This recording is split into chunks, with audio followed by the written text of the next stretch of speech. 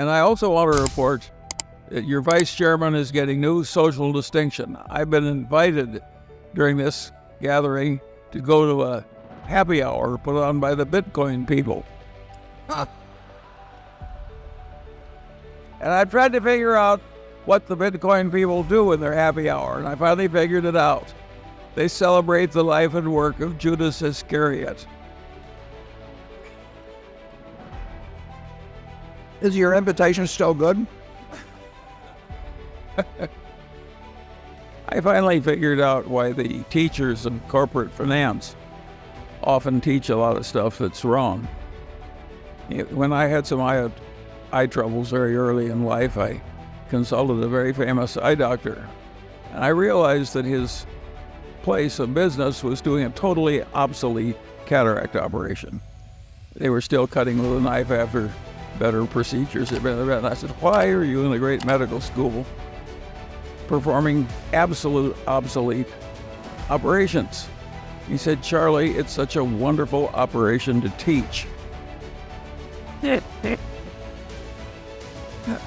that's what happens in corporate finance. They get these formulas, and it's a fine teaching experience. You give them a formula, you present the problem, they use the formula. You get a real feeling of worthwhile activity.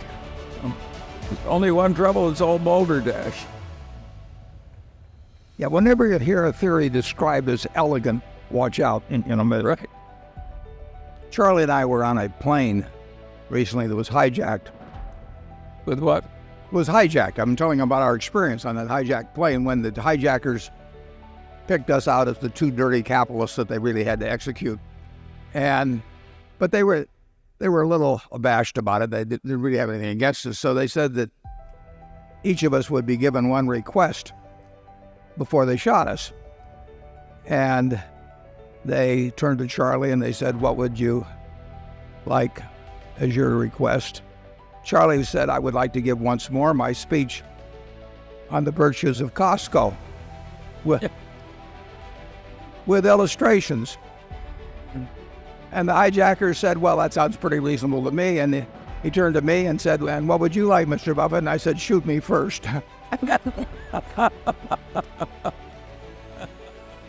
Yeah. Oh. Well, Costco, of course, is a business that became the best in the world in its category.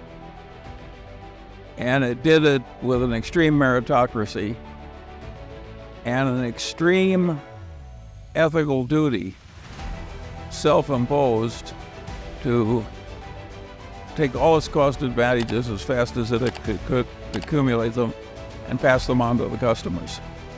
And of course that created ferocious customer loyalty. And it's been a wonderful business to watch. And of course strange things happen when you do that and do that long enough. Costco has one store in Korea that will do over 400 million in sales this year. These are figures that can't exist in retailing, but of course they do.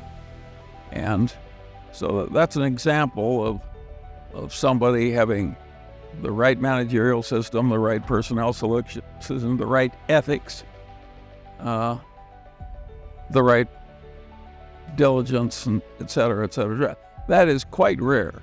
And if once or twice in a lifetime you're associated with such a business, you're a very lucky person. And the more normal business is a business like, say, General Motors, which became the most successful business of its kind in the world and wiped out its common shareholders, last year?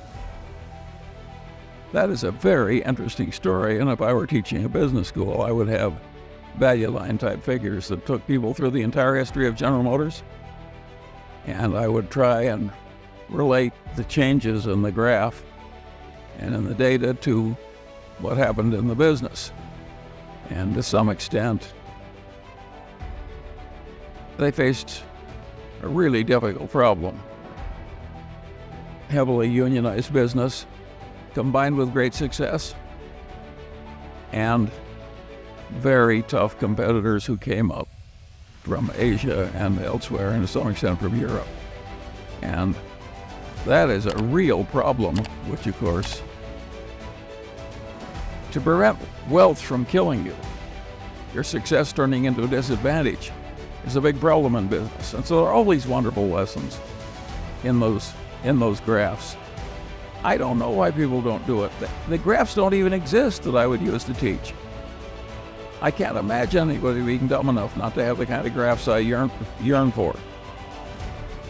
But so far as I know, there's no business school in the country that's yearning for these graphs. Partly the reason they don't want it is that if you taught a history of business this way, you'd be trampling on the territories of all the little professors and subdisciplines. You'd be stealing some of their best cases. And the bureaucracies, even academic bureaucracies, people will protect their own turf. And of course, a lot of that happened in General Motors.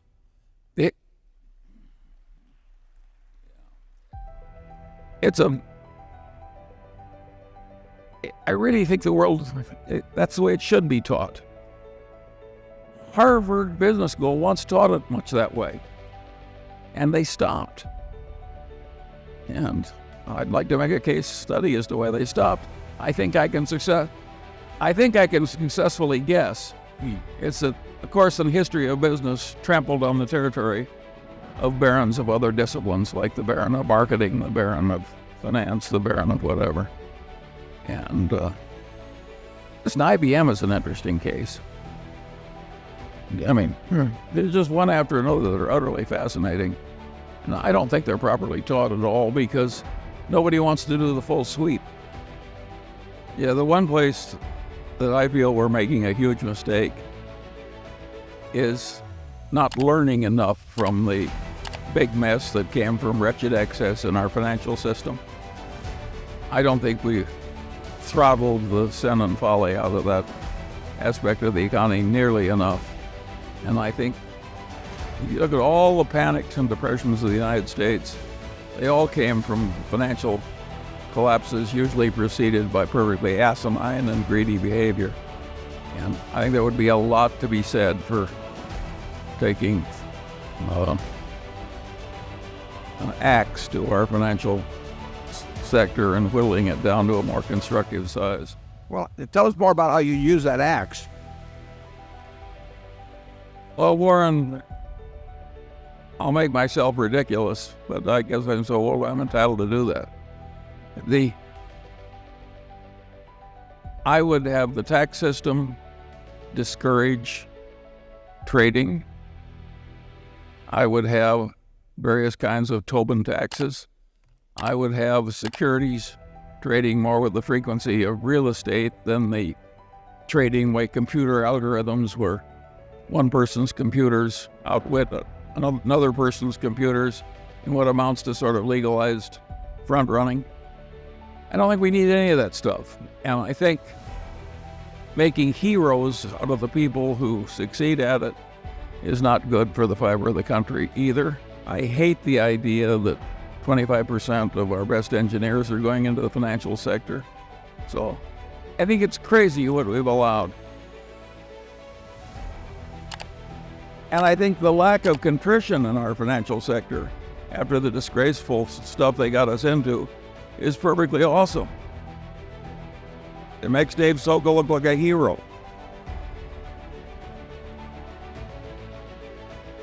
He's getting warmed up.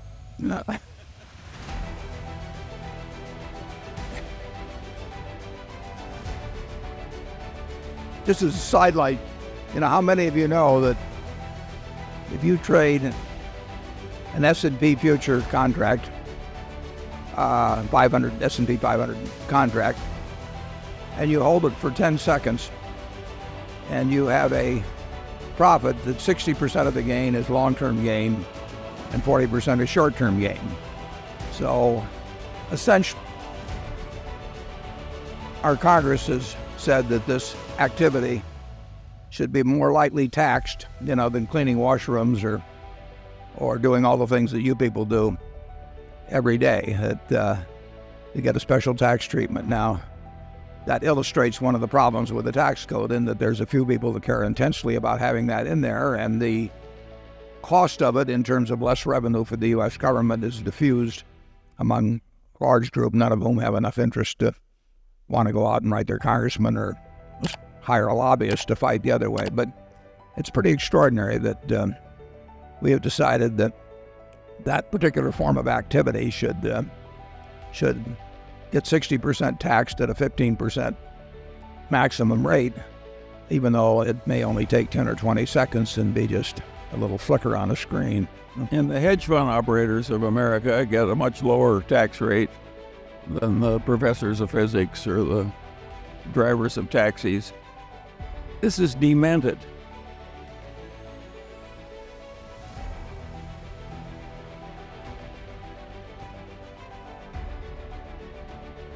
The mistakes that have been most extreme in Berkshire's history are mistakes of omission. They don't show up in our figures. They show up in opportunity costs. In other words, we have opportunities. We almost do it.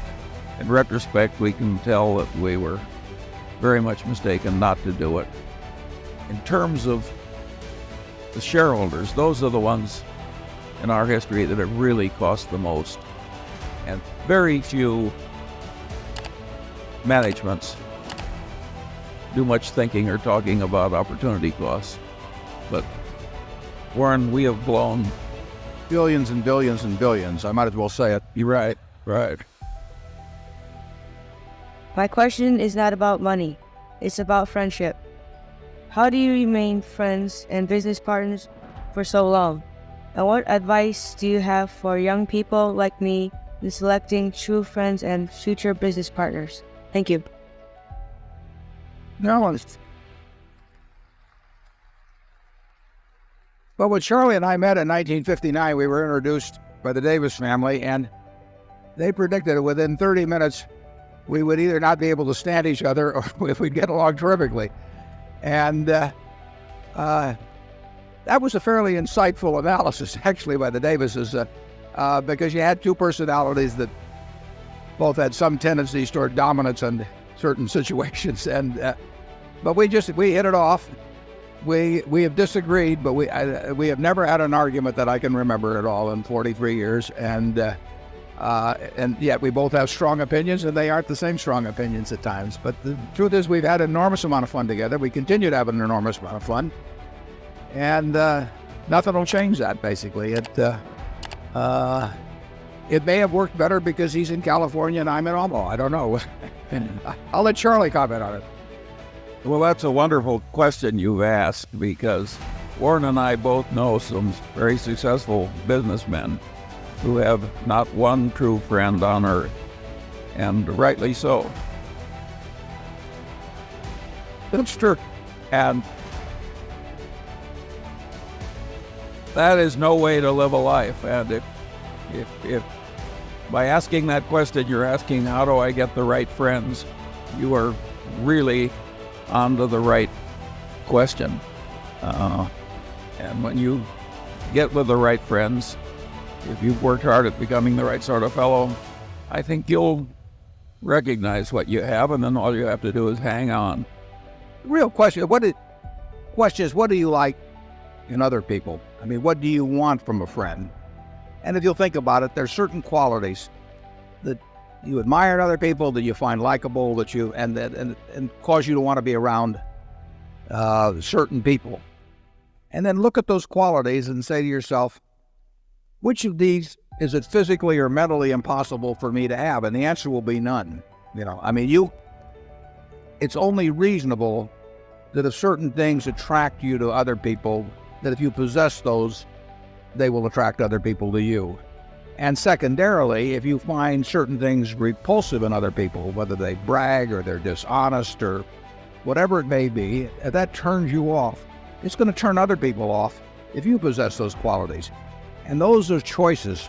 Very few of those things, are in your DNA. They are choices, and they are also habits. I mean, if you have habits that attract people early on, you'll have them later on. And if you have habits that repel people, you're not going to cure it when you're 60 or 70. So it is not a complicated equation. And as I remember, Ben Franklin did something like that one time, didn't he? List the qualities he admired and then just set out to acquire them. Absolutely. He went at it the way you've gone after acquiring money. They're not mutually exclusive. No.